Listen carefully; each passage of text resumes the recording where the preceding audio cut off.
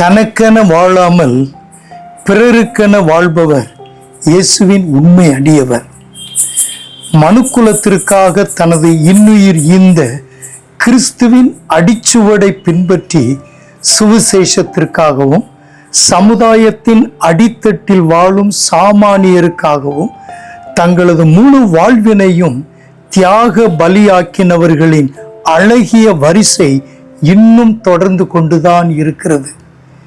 இது 2019 ஆண்டிலே ஜனவரி மாதத்திலே நான் எழுதின சில வரிகள். இந்த வரிசையில இன்றைக்கு யாரை பற்றி உங்களுக்கு சொல்லவிருக்கிறேன் என்றால், டாக்டர் ரெவரண்ட் சாமுவேல் கமலேசனை பற்றி உலகம் அறிந்திருக்கிறது. நீங்களும் அறிந்திருப்பீர்கள் என்று நம்புகிறேன். மெதடிஸ்ட் திருச்சபையினுடைய மூத்த போதகராக சென்னையிலே பல ஆண்டுகள் பணி செய்தவர்கள்.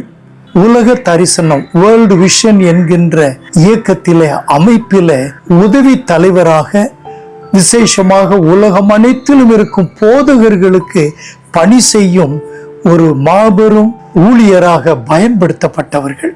அவர்களுடைய இரண்டாவது மகன் மனோ பால் என்பது அவருடைய பெயர். மனோ பால் கமலேசன் என்று முழு பெயரை நாம் சொல்லலாம்.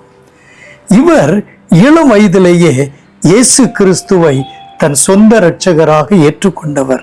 இவருக்கு திருமணமாகி பார்க்லே, செட்ரிக், கேட் என 3 மகன்கள்.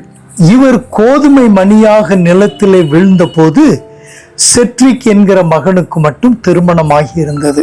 இவர் அமெரிக்க ஐக்கிய நாட்டின் பல்கலைக்கழகம் கண்ட ஒரு சிறந்த விளையாட்டு வீரர்.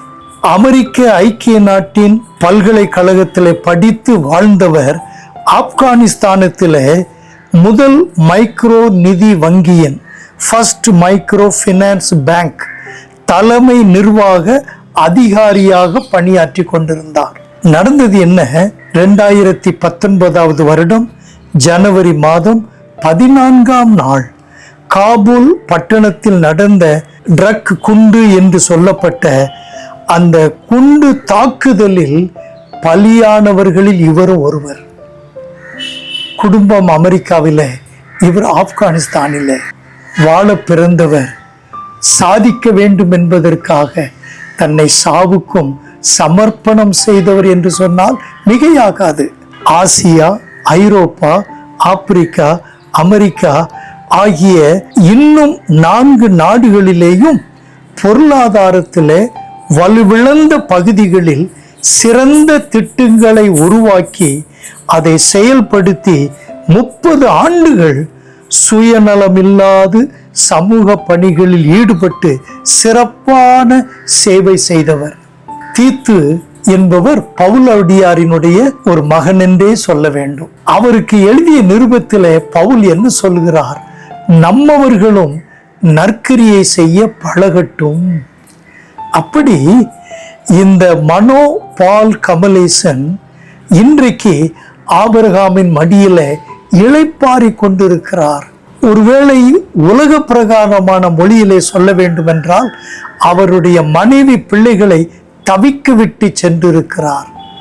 ஆனால் தாகத்தில் இருந்த சமுதாயத்திற்கு, வறுமையில் இருந்த ஜனக்கூட்டத்திற்கு, வருமானத்திற்கு வழி இல்லையே என்று ஏங்கிக் கொண்டிருந்த மக்களுக்கு இவர் வழிவகை அமைத்து கொடுத்ததினாலே இவருக்காக தேவனை ஸ்தோத்திரிக்கும் பல 100 ஆயிரங்களை தேவன் எழுப்பி இருக்கிறார். இவருடைய குடும்பத்தினரை நினைவு கூர்ந்த ஆண்டவரிடத்தில் வேண்டிக் கொள்வோமா? அதோடு விட்டு விடுவோமா? அல்லாவிட்டால் நம்மவர்களும் நற்கிரியை செய்ய பழகட்டும் என்று பவுல் சொன்னாரே, அப்படி நாமும் நற்கிரியை செய்வோம். அநேகருக்கு நற்கிரியை செய்ய கற்றுக் கொடுப்போம். மனுஷருக்கு முன்பாக உங்களுடைய வெளிச்சம் பிரகாசிக்க கடவுது என்று சொன்னாரே, அவருக்காக பிரகாசிப்போம். இருளை வெளிச்சமாக்குவோம். தேவன் தமது சாயலிலே படைக்கப்பட்ட மக்களுக்கு இரக்கம் செய்வதற்கு வழிவகை செய்வோம். ஆமென்.